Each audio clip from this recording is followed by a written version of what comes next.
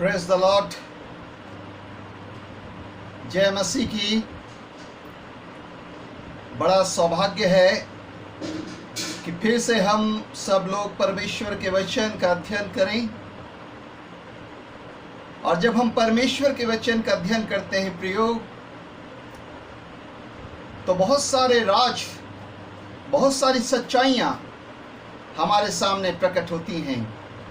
आइए हम परमेश्वर के वचन से देखें। उससे पहले प्रार्थना करेंगे।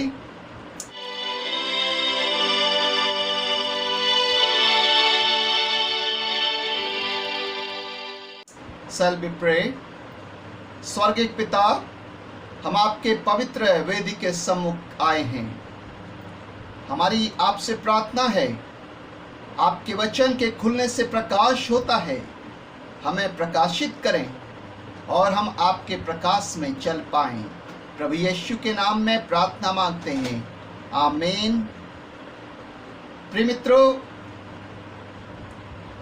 आज हम जिस विषय की ओर आपका ध्यान केंद्रित करना चाहते हैं बाइबल में से, वो आज का टॉपिक है कि मूसा और हारून ने फिरौन का सामना किया। फिरौन ने उनकी बात मानने से इनकार किया, तब परमेश्वर ने मिस्र में विपत्तियां भेजी। पिछली बार हमने देखा था लेसन 17 में कि मूसा परमेश्वर के सामने बहाना बनाते हैं कि मैं बोलने में भद्दा हूँ। तब परमेश्वर क्रोध तो करते हैं उन पर अनुग्रह भी करते हैं और कहते हैं तेरा भाई बोलने में निपुण है, जा मैं उसे तेरे साथ दे देता हूँ और वो तुझसे भेंट करने को आता है। अब देखिए इसके आगे हम अब देख रहे हैं, यहाँ पर लिखा है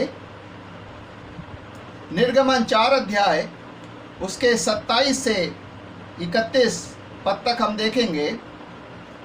तब यहोवा ने हारून से कहा, मूसा से भेंट करने को जंगल में जा। वह गया और परमेश्वर के पर्वत पर उससे मिला और उसको चूमा। तब मूसा ने हारून को यह बतलाया कि यहोवा ने क्या क्या बातें कहकर उसको भेजा है और कौन कौन से चिन्ह दिखाने की आज्ञा उसे दी है। तब मूसा और हारून ने जाकर इस्राएलियों के सब पुरनियों को इकट्ठा किया और जितनी बातें यहोवा ने मूसा से कही थी वह सब हारून ने उन्हें सुनाई और लोगों के सामने वे चिन्ह भी दिखलाए और लोगों ने उनका विश्वास किया। और यह सुनकर कि यहोवा ने इस्राएलियों की सुधि ली और उनके दुखों पर दृष्टि की, उन्होंने सिर झुकाकर दंडवत किया। प्रिय मित्रों, परमेश्वर ने मूसा से भेंट करने के लिए हारून को भेजा और हारून ने भेंट करी और फिर मूसा और हारून इस्राएलियों के पास गए और उन्होंने परमेश्वर के वो चिन्ह को जो परमेश्वर ने मूसा को दिए थे उन पर विश्वास किया, परमेश्वर पर विश्वास किया, हारून और मूसा पर विश्वास किया। और इस प्रकार से हम देखते हैं कि वो लोग परमेश्वर की बातों पर विश्वास करने लग गए।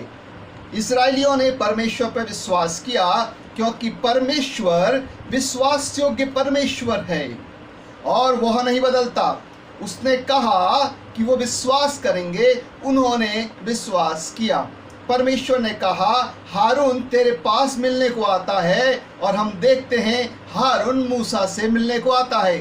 परमेश्वर ने जो कहा, परमेश्वर उन सारी बातों में विश्वास योग्य रहा।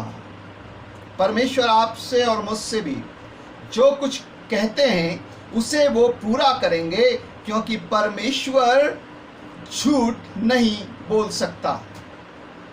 God is faithful Lord, He is immutable Lord, He never change। वो कभी नहीं बदलता। प्रियो, आप और मैं बहुत सारी प्रॉमिसेस करते हैं, बहुत सारी बातें करते हैं, लेकिन हम भूल जाते हैं और हम उन्हें पूरा नहीं कर पाते। लेकिन परमेश्वर जो आपसे कहता है वो उसे पूरा करता है, क्योंकि परमेश्वर विश्वास योग्य परमेश्वर है। अब देखिए,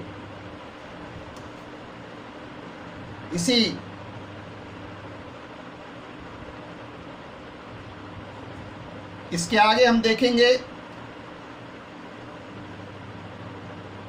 निर्गमन 5 और उसका 1 और 2 पद। इसके पश्चात मूसा और हारून ने जाकर फिरौन से कहा, इज़राइल का परमेश्वर यहोवा यूं कहता है, मेरी प्रजा के लोगों को जाने दे कि वो जंगल में मेरे लिए पर्व करें। फिरौन ने कहा, यहोवा कौन है कि मैं उसको वचन मानकर इज़राइलियों को जाने दूं? मैं यहोवा को नहीं जानता और मैं इज़राइलियों को नहीं जाने दूंगा। इज़राइलियों ने तो विश्वास किया कि परमेश्वर ने मूसा को भेजा है, लेकिन हम देखते हैं प्रियो कि फिरौन ने परमेश्वर की बातों पर विश्वास नहीं किया। परमेश्वर को प्रसन्न करने और उद्धार पाने के लिए मनुष्य को परमेश्वर पर विश्वास करना बहुत जरूरी है। और यहाँ पर जो फिरौन है, जो मिस्र के राजा है, वो परमेश्वर पर विश्वास नहीं करते और घमंड से कहते हैं, वो कौन है कि मैं तुम्हें जाने दूं। मनुष्य परमेश्वर को जानकर, समझकर, चिन्ह, दया भरे काम देखकर भी उस पर आजकल विश्वास नहीं करता, जैसे पहले के समय में विश्वास नहीं करता था। और ये मनुष्य को परमेश्वर के क्रोध का शिकार बनाती चीजें हैं। ये बातें मनुष्य को परमेश्वर का क्रोध का शिकार बनाती हैं यदि कोई परमेश्वर पर विश्वास नहीं करता। और यहाँ पर फिरौन परमेश्वर पर विश्वास नहीं करता। परमेश्वर मनुष्य से बातें करता है और परमेश्वर फिरौन से बातें कर रहा है। और आज भी परमेश्वर अपने वचन बाइबल के द्वारा बातें करता है। क्या हम परमेश्वर की बातें सुनने को तैयार हैं? आप देखिए परमेश्वर का वचन क्या कह रहा है, क्योंकि परमेश्वर का वचन जो कहेगा वही सही होगा। हम देखते हैं परमेश्वर तो बातें करता है, लेकिन मनुष्य का मन इतना हठीला हो गया पाप के कारण, घमंड के कारण, वो परमेश्वर से भी विद्रोह करने को तैयार हो जाता है, जैसे यहाँ पर फिरौन के जीवन में दिखाई देता है। मनुष्य पापी है प्रियो, उसे परमेश्वर की आवश्यकता है। वह अपने आप को नहीं बचा सकता। परमेश्वर चाहता है कि जो मनुष्य पापी है, जिसे परमेश्वर की आवश्यकता है, लेकिन वो अपने आप को नहीं बचा सक रहा है, पर वो बच सकता है मनुष्य सिर्फ मुझ पर विश्वास करे। परमेश्वर पिता क्या चाहते हैं कि मनुष्य मुझ पर विश्वास करे और मान ले कि मैं पापी हूं, मैं अपने आप को नहीं बचा सकता, मुझे परमेश्वर की आवश्यकता है। जब आप और मैं इस बात को स्वीकार कर लेते हैं, we are sinner, we can't save ourselves, only God Father can save us, and we trust on him, तब जाकर परमेश्वर हम पर अनुग्रह करता है। जब हम मान लेते हैं कि हम को बचाने वाला सिर्फ एक है, वो हमारा परमेश्वर है।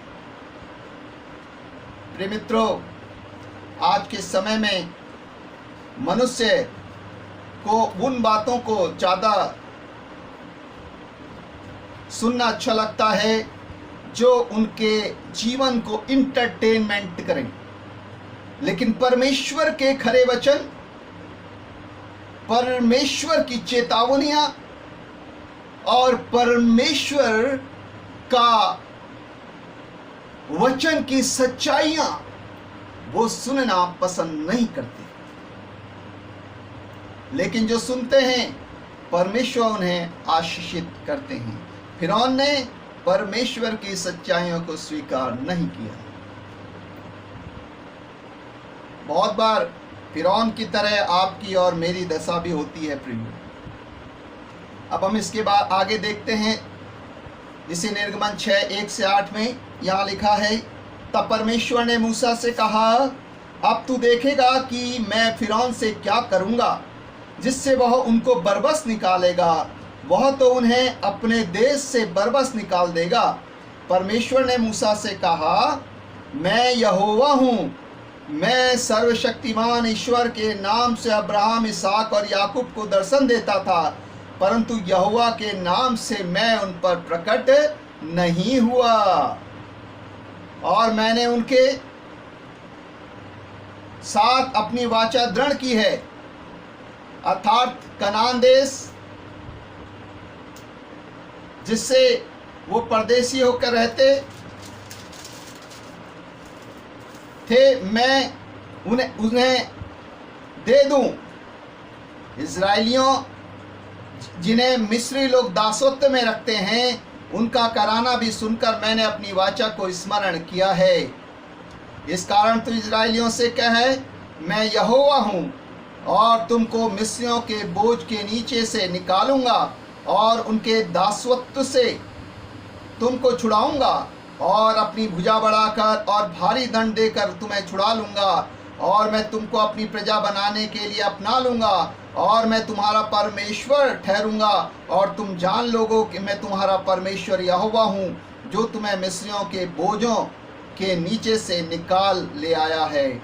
और जिस देश में देने की शपथ मैंने अब्राहम, इसहाक और याकूब से खाई थी, उसी में मैं तुम्हें पहुंचाकर उसे तुम्हारा भाग कर दूंगा। मैं तो यहोवा हूँ। परमेश्वर बार बार इजराइलियों को, मूसा को, हारून को स्मरण करा रहे हैं कि जो परमेश्वर पिता हैं वो अपने लोगों को छुड़ा लेंगे। प्रियो, फिरौन के बलवा करने के द्वारा परमेश्वर का उद्देश्य था कि इजराइलियों को बताए कि वही उनका परमेश्वर है। परमेश्वर मनुष्यों से बातें करता है। यहाँ परमेश्वर फिर इजराइलियों से, मूसा से बातें कर रहा है, हारून से बातें कर रहा है, और उन्हें बता रहा है परमेश्वर पिता कि मैं उनको, अपनी प्रजा को, इजराइलियों को छुड़ा लूंगा। प्रियो, परमेश्वर के लिए कुछ भी कठिन नहीं है। ये बड़ा मुश्किल था उस वक्त, लेकिन परमेश्वर ने कहा और वो ऐसा ही करेगा।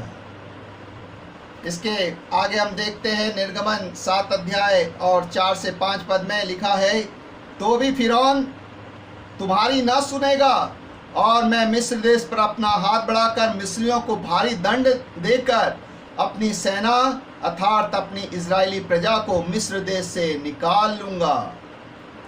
और जब मैं मिस्र पर हाथ बढ़ाकर इजरायलियों को उनके बीच से निकालूंगा, तब मिस्री जान लेंगे कि मैं यहोवा हूँ। प्रिय मित्रों, यहाँ पर परमेश्वर फिर बातें कर रहा है और फिर बार बार एम्फेसाइज कर रहा है, बता रहा है कि उसके लोगों को भय रखने की आवश्यकता नहीं। परमेश्वर अपने लोगों को छुड़ा लेगा। परमेश्वर सर्वशक्तिमान है। परमेश्वर इन प्रतिज्ञाओं के द्वारा, इन आश्वासन के द्वारा बार बार अपनी प्रजा इज़राइल को बता रहा है कि परमेश्वर सर्वशक्तिमान है। वो जो उसने कहा है वो उससे पूरा करेगा। वही सर्वज्ञानी परमेश्वर है। और ये भी परमेश्वर ने बताया कि वो पवित्र और धर्मी है। पाप का दंड, परमेश्वर की आज्ञा उल्लंघन का दंड, परमेश्वर का विरोध करने का दंड मृत्यु है। अब देखिए आगे क्या होता है प्रियो। जब हम देखते हैं, हम इस बात को भी देखें कि परमेश्वर बड़े ही प्यार से इस बात को बता रहा है। जब आप परमेश्वर से प्यार करते हैं, जब हम परमेश्वर से प्यार करते हैं, तो परमेश्वर भी जिस प्रकार से मूसा से बातचीत किया परमेश्वर ने, अपनी प्रजा इजरायलियों से बात की, उसी प्रकार से आपसे और हमसे भी बातें करेगा। आवश्यकता क्या है? परमेश्वर के साथ एक होना। क्या हम परमेश्वर के साथ एक हैं? क्या हम परमेश्वर से खुश होते हैं? उसकी बातों से हमें प्यार होता है? तो निश्चय परमेश्वर हमारी सुनकर हम पर अनुग्रह करेगा और हमें भी आशीषित करेगा। अब देखिए, इसके आगे हम देखेंगे निर्गमन इसी 7 अध्याय का 20 पद से लेकर 21 पद तक। यहाँ लिखा है, तब मूसा और हारून ने यहोवा की आज्ञा के अनुसार किया, अर्थात उसने लाठी को उठाकर फिरौन और उसके कर्मचारियों को देखते देखते नील नदी के जल पर मारा और नदी का जल लहू बन गया और नील नदी में जो मछलियां थी वे मर गईं और नदी से दुर्गंध आने लगी और मिस्री लोग नदी का पानी ना पी सके और सारे मिस्र देश में लहू हो गया। परमेश्वर सर्वशक्तिमान है प्रियो। और इसके आगे भी हम देखते हैं 8 अध्याय उसके 5 और 6 पद में, फिर यहोवा ने मूसा को आज्ञा दी, हारून से कहे कि नदियों, नहरों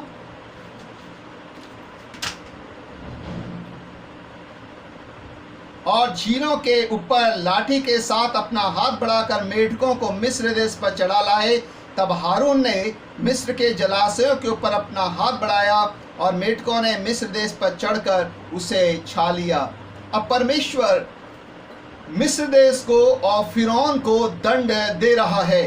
क्यों? क्योंकि उन्होंने परमेश्वर का विरोध किया है, परमेश्वर की बातों को ग्रहण नहीं किया और इसलिए परमेश्वर उन्हें दंड दे रहा है। प्रियो, यदि हम परमेश्वर का सामना करते हैं तो परमेश्वर के हाथों में पड़ना, बाइबल कहती है, भयंकर बात है। क्या हम इस संसारिक कोई अधिकारी का सामना कर सकते हैं? नहीं, क्योंकि हमारे अधिकारी हैं। तो हम इस परमेश्वर का, जो सारी कायनात का मालिक है, जो पूरे विश्व का, पूरे यूनिवर्स का परमेश्वर है, मालिक है, स्वामी है, हम उसका विरोध कैसे कर सकते हैं प्रियो? और यहाँ पर फिरौन ने किया, क्योंकि उसको राजनीति का नशा था, अपने पैसे का नशा था और इस बात का भी नशा था उसको कि मैं और मेरा देश विश्व की प्रथम शक्ति है, ग्लोबल पावर हम ही हैं। उस समय मिस्र एक ग्लोबल पावर था प्रियो, और इसलिए सारा घमंड है और इसलिए परमेश्वर का विद्रोह कर देता है। हम कुछ भी हैं, ये सिर्फ परमेश्वर के कारण है, और हम जिस पोजीशन में हैं ये प्रभु के कारण है। इसमें अगर हम घमंड करते हैं तो हम अपने मानो पांव पर खुद कुल्हाड़ी मारने का काम कर रहे हैं। परमेश्वर ने हमें विश्वास योग्य समझा है, इसलिए हमें परमेश्वर ने उस पोजीशन में रखा है जैसे फिरौन को रखा था। जब उसने आज्ञा नहीं मानी तो परमेश्वर उन्हें दंड देता है, और देखिए परमेश्वर ने मेढकों का दंड दिया। सारे मिस्र देश में मेढक छा गए और हर जगह मेढक ही मेढक हो गए। और फिर उसके बाद हम देखते हैं 16 इसी निर्गमन के 8 अध्याय के 16 से 17 पद में, फिर यहोवा ने मूसा से कहा, हारून को आज्ञा दे, तू अपनी लाठी बढ़ाकर भूमि की धूल पर मार, जिससे वह मिस्र देश भर में कुटकियां बन जाएं। और उन्होंने वैसा ही किया, अर्थात हारून ने लाठी को ले हाथ बढ़ाकर भूमि की धूल पर मारा, तब मनुष्य और पशु दोनों की कुटकियां हो गई, वरन सारे मिस्र देश में भूमि की धूल कुटकियां बन गई। प्रियो, देखिए दूसरा दंड है मिस्र पर। तीसरा दंड देखिए आप 24 पद में इसी 8 अध्याय के निर्गमन के, और यहोवा ने वैसा ही किया, और फिरौन के भवन और उसके कर्मचारियों के घरों में और सारे मिस्र देश में डांसों के झुंड भर गए, और डांसों के मारे वह देश नष्ट हुआ।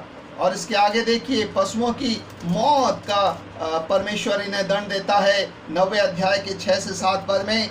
दूसरे दिन यहोवा ने ऐसा ही किया, और मिस्रियों के तो सब पशु मर गए, परंतु इजरायलियों का एक भी पशु न मरा, और फिरौन ने लोगों को भेजा, पर इजराइलियों के पशुओं में से एक भी नहीं मरा। तो भी फिरौन का मन कठोर हो गया और उसने उन लोगों को जाने ना दिया। प्रिय मित्रों, हम यहाँ पर देखते हैं मिस्रियों की जो पावर थी उस वक्त, वो ग्लोबल पावर थी, और उन्हें इस बात का भी घमंड था कि हमारे पास विश्व की सबसे बड़ी जादुई शक्ति है, और इसलिए मिस्र के जादूगर पूरे विश्व में श्रेष्ठ जादूगर कहे जाते थे। और इसलिए परमेश्वर ने उनके घमंड को तोड़ने के लिए कि उनकी जादू की शक्ति अपने आप में कुछ नहीं है, परमेश्वर भी जिस प्रकार से वो दिखाते थे, लाठी से सांप वो भी बना सकते थे, उन्होंने भी बनाया। उनके जादूगर ने बहुत कुछ किया, लेकिन बहुत सारे जो परमेश्वर ने काम किए वो नहीं कर पाए। परमेश्वर ने इस बात को बताया कि दुष्ट जो शैतान है वो उसकी शक्ति बहुत सीमित है, और परमेश्वर असीमित परमेश्वर है, अनंत परमेश्वर है, सर्वज्ञानी परमेश्वर है। इसलिए शैतान परमेश्वर के पैरों के नीचे है, और इसलिए उसकी ताकत परमेश्वर के सामने कुछ भी नहीं। प्रियो, और परमेश्वर ने फिरौन की जादू की शक्ति को तमाशा बना के रख दिया, और फिरौन और उसकी जादुई की शक्ति कुछ नहीं कर पाई परमेश्वर के सामने। सृष्टिकर्ता के सामने कोई कुछ कर सकता है? परमेश्वर शैतान को तुम्हारे पांव के नीचे शीघ्र ही कुचलवा देगा, पौलुस कहता है। और यहां पर देखते हैं हम, जो पर इजरायली प्रजा थी उनके पशुओं में से कोई नहीं मरा, लेकिन मिस्रियों के सारे पहलौठे पशु मारे गए। मिस्रियों के पशु मारे गए।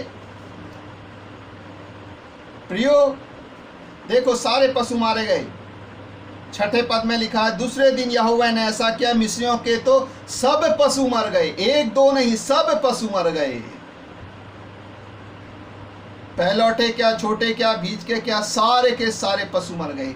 पशुधन जिससे उनको आमदनी होती थी, जिससे उन्हें दूध मिलता था, जिससे उन्हें खाद मिलती थी, जिससे उन्हें ऊन मिलती थी, जिससे उन्हें चमड़ा मिलता था, जिससे उन्हें मांस मिलता था, सब के सब मर गए।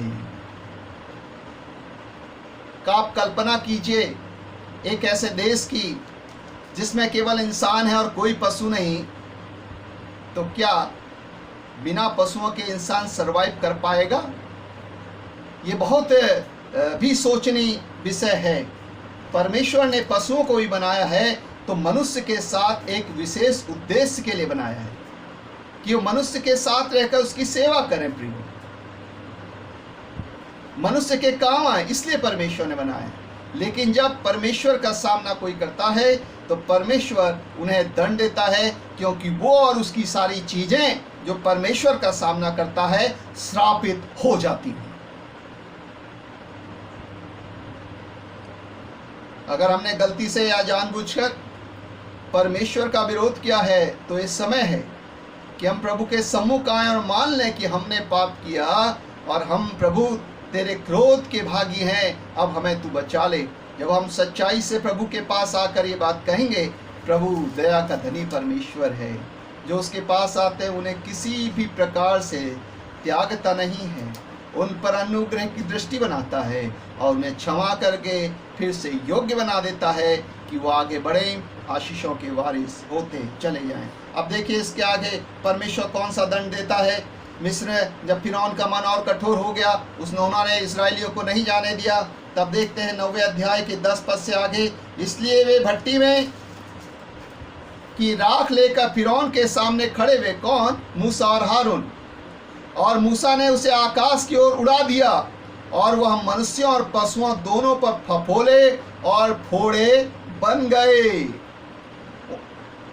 प्रियो, इस प्रकार से ये एक अन्य विपत्ति परमेश्वर ने इंसानों पर भी भेजी, उन इंसानों पर जो परमेश्वर का विरोध कर रहे थे।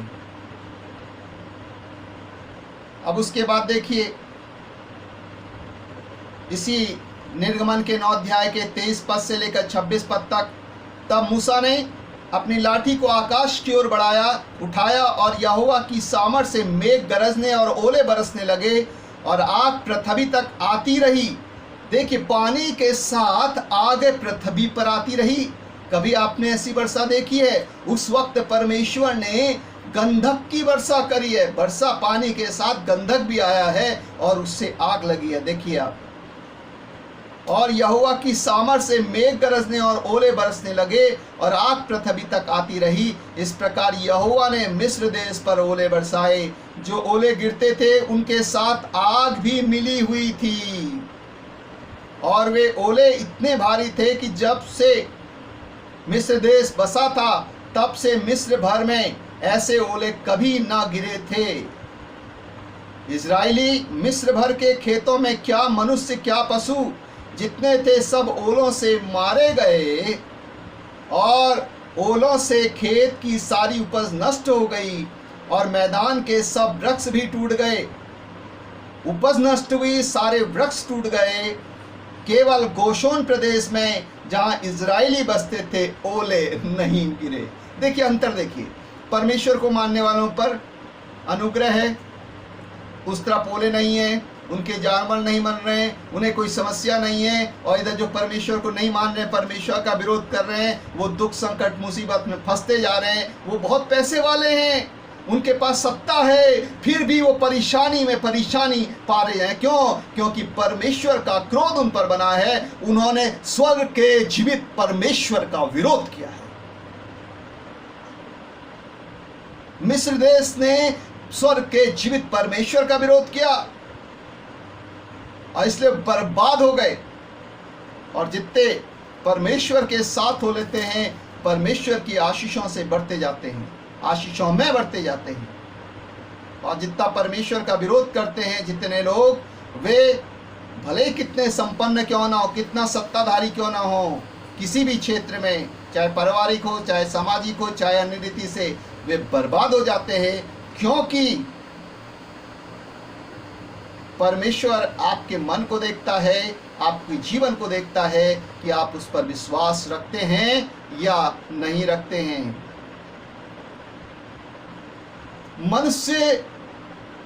मनुष्य को नहीं समझता, लेकिन परमेश्वर समझता है। मनुष्य उन्हें आगे करता है जिन्हें वो पसंद करता है, उन्हें बढ़ाने की कोशिश करता है, लेकिन परमेश्वर उन्हें बढ़ाता है जिन्हें वो पसंद करता है और जिनको वो जानता है कि उनका हृदय कैसा है। वास्तव में जब परमेश्वर बढ़ाए आपको प्रियो, तभी आपकी बढ़ती है। इंसान बढ़ाए तो जो बढ़ाने वाला है इंसान, अगर वो स्वार्थवश ऐसा कर रहा है तो वो और उसका साथ देने वाले भी बर्बाद हो जाते हैं। अगर परमेश्वर की उपस्थिति में रहकर, परमेश्वर के मार्ग बने रहकर कोई आपको बढ़ाता है, आपकी भलाई के लिए बढ़ाता है, स्वार्थ रहित होकर बढ़ाता है, तो वो भी आशीषित होता है। जिन्हें वो बढ़ाता है वो भी आशीषित होता है। ये बहुत कॉम्प्लिकेटेड मैटर है, लेकिन वास्तविकता यही है। इजरायली परमेश्वर का भय मान रहे हैं, आशीष पा रहे हैं, और मिस्री परमेश्वर का विरोध कर रहे हैं, दंडित हो रहे हैं। हम देखते हैं इसके आगे प्रियो,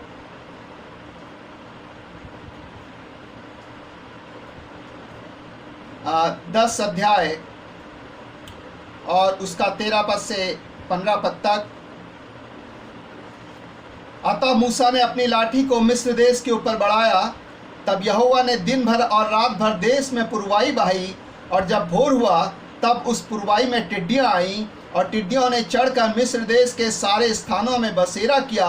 उनका दल बहुत भारी था, वरन ना तो उनसे पहले ऐसी टिड्डियां आई थी, ना उनके बाद फिर ऐसी आएंगी। वे तो सारी धरती पर छा गई। यहाँ तक कि देश में अंधकार छा गया और उसका सारा अन्न आदि और वृक्षों के सब फल अर्थात जो कुछ ओलों से बचा था सबको उन्होंने चट कर लिया। यहाँ तक कि मिस्र देश भर में ना तो किसी वृक्ष पर कुछ हरियाली रह गई और ना खेत में अनाज ही रह गया। Everything destroyed, ruined by God's power because Egyptians जो थे उन्होंने परमेश्वर पर विश्वास नहीं किया और परमेश्वर का विरोध किया। लेकिन दूसरी तरफ जहां इजरायली बसे थे, परमेश्वर ने उनके अनाज को, उनके वृक्षों के फलों को और सब कुछ को आशीषित किया और वे आशीषित होते चले गए। इसके आगे अब देखते हैं हम इसी 10 अध्याय के 21 पद में से लेकर 23 पद तक। फिर यहोवा ने मूसा से कहा, अपना हाथ आकाश की ओर बढ़ा कि मिस्र देश के ऊपर अंधकार छा जाए, ऐसा अंधकार की टटोला जा सके। तब मूसा ने अपना हाथ आकाश की ओर बढ़ाया और सारे मिस्र देश में 3 दिन तक घोर अंधकार छाया रहा। 3 दिन तक ना तो किसी ने किसी को देखा और ना कोई अपने स्थान से उठा, परंतु सारे इजरायलियों के घरों में उजियाला रहा। ये देखिए, अंतर देखिए, जो परमेश्वर का विरोध कर रहे हैं इजिप्शियंस, मिस्री लोग, वो ऐसा अंधकार का सामना कर रहे हैं जो 3 दिन तक 3 रात तक बिना कोई प्रकाश नहीं है, जहां उन्हें टटोलना पड़ रहा है, हाथ लगा लगा के आगे बढ़ना पड़ रहा है, मानो दिख नहीं रहा है उनको कुछ भी। लेकिन मिस्र जो इजरायली हैं, जो परमेश्वर का भय मान रहे हैं, उनके वहां उजाला है। सो डिफरेंट, इतना अंतर परमेश्वर का भय मानने और परमेश्वर पिता के साथ चलने की आशीषें। संसार कहता है आशीषें हैं पैसा, रुतबा, शक्तियां, लेकिन परमेश्वर का वचन बताता है जो आशीषें हैं हमारे लिए शांति, आनंद, प्रेम, भरपूरी और परमेश्वर की उपस्थिति। आज बहुत से लोग प्रचार करते हैं प्रियो कि आप यीशु के पास आ जाओ, वो तुम्हें धन देगा, दौलत देगा, तुम्हें विदेश भेज देगा, तुम्हारे लिए ये करेगा, वो करेगा, बहुत सारी बातें करते हैं। क्या वो वचन के अनुसार हैं? आज हमें सोचना। हम किसी का विरोध नहीं कर सकते, लेकिन हम उनके फलों से पहचान सकते हैं कि वो परमेश्वर को फॉलो कर रहे हैं या केवल संपन्नता का प्रचार कर रहे हैं और परमेश्वर की खरी शिक्षा को नहीं समझा रहे हैं। जिस चर्च में, जिस मसीह परिवार में परमेश्वर के वचन का आदर नहीं, आप समझ लीजिए वो लोग मिस्री लोगों के समान हैं। उन पर परमेश्वर की आशीष नहीं होगी। जिस घर में परमेश्वर का वचन है, जिस चर्च में परमेश्वर का वचन है, परमेश्वर उस चर्च को, उस घर को अपने प्रकाश से भर देगा और आशीषों से मामूर रखेगा। आप मेरी मत सुनिए, परमेश्वर का वचन क्या कह रहा है आप उसकी सुनिए। इसलिए हम आपसे निवेदन करना चाहते हैं कि आप प्रभु के वचन को जरूर सुनिएगा, जरूर पढ़िएगा अपने घर में और रोज आदत डालिए और घर में प्रतिदिन फैमिली प्रेयर करिए। आप शाम को बैठिए, आप लोग जब परिवार के सब लोग आ जाते हैं मिलकर फैमिली प्रेयर करिए। आप जिस घर में प्रार्थना की वेदी नहीं है उस घर में आशीषों का अकाल है।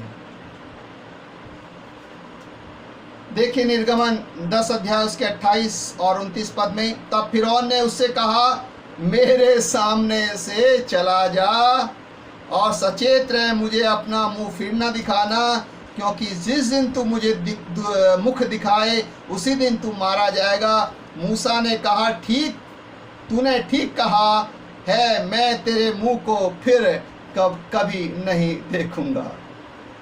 देखिए, जब मिस्री राजा फिरौन के ऊपर, उसकी प्रजा के ऊपर संकट आया और उनकी जादुई शक्ति उनका कुछ भला न कर सकी, तब उन्होंने समझ लिया कि परमेश्वर के विरोध में हम खड़े नहीं रह सकते। अभी तक जो परमेश्वर की आराधना करने के लिए मना कर रहा था, फिरौन इजराइलियों को नहीं जाने दे रहा था, अब वो कहता है मूसा से अब मेरे सामने मत आना। मूसा कहता मैं नहीं आऊंगा भाई, मुंह भी नहीं दिखाऊंगा। और हम देखते हैं जो मूसा हैं वो फिर फिरौन का मुंह नहीं देखते, और फिरौन मन में दुखित होता है, लज्जित होता है, लेकिन फिर भी वो परमेश्वर पर विश्वास करने के बजाय क्या कर रहा है? परमेश्वर का विरोध कर रहा है, परमेश्वर का विरोध कर रहा है। इससे दुखद बात और क्या हो सकती है? मनुष्य परमेश्वर के पास आज भी नहीं आना चाहता। अपने बुरे कामों के कारण, अपने घमंड के कारण, अपने स्वार्थ के कारण, अपने स्टेटस के कारण और अपने रुतबे के कारण और अन्य भी कारण हो सकते हैं। लेकिन जो इन सब से ऊपर उठ जाता है वो आशीषों का वारिस बनता चला जाता है और प्रतिज्ञा भरा जीवन हर दिन हर पल व्यतीत करता है। आज प्रियो हम यहीं तक देखेंगे, अगले पार्ट में हम इसके आगे देखेंगे। परमेश्वर आपको आशीष दे और अपनी निकटता और प्रेम में बनाए रखे। आइए हम प्रार्थना करेंगे। पिताजी, ये वचन आपका है और आपने दिया और आपने समझाया, हम आपका धन्यवाद देते हैं। आपने हमें बताया है कि आप सर्वशक्तिमान परमेश्वर हैं और मनुष्य पापी है, उसे आपकी आवश्यकता है। प्रभु, हम धन्यवाद देते हैं, आप प्रेमी, दयालु, अनुग्रहकारी हैं। जो आपके पास आते हैं आप उन पर अपना प्रेम, अनुग्रह और दया उंडेलते हैं। प्रभु जी, ओ प्रभु जी, आप विश्वास योग्य हैं और आप नहीं बदलते हैं। और हमने ये भी देखा है परमेश्वर, आप सर्वोच्च हैं और सब पर प्रभुता करते हैं। और प्रभु जी, आपको प्रसन्न करने और उद्धार पाने के लिए मनुष्यों को विश्वास करना होगा और आपके निकट नम्रता के साथ आना होगा कि वे जीवन प्राप्त करें और आपके आशीषों के वारिस बन जाएं। हम आपके वचन की सच्चाइयों के लिए, आपके वचन के प्रकाशन के लिए और आपकी उपस्थिति जो हमारे श्रोताओं पर, हम पर बनी रहती है, और प्रभु जी आपके प्रिय बच्चों पर जो पूरे जहां में है बनी रहती है, उसके लिए हम धन्यवाद देते हैं। सारा आदर, महिमा और सम्मान आपको अर्पित करते हुए प्रभु यीशु के नाम में प्रार्थना मांगते हैं। आमीन। God bless you. प्रभु आपके साथ हो।